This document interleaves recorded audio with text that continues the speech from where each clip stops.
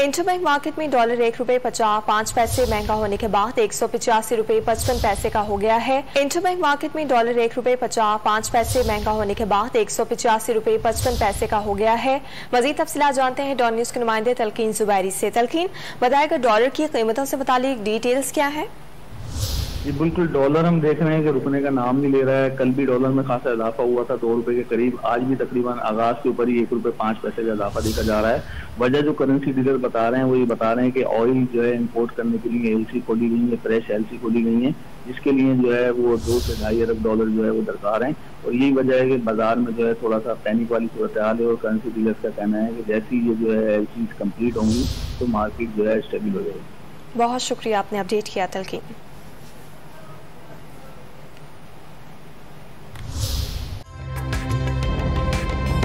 ताज़ा तरीन वीडियोस के लिए हमारा YouTube चैनल सब्सक्राइब करके बेल आइकन प्रेस करिए ताकि आपको मिले हर अपडेट सबसे पहले।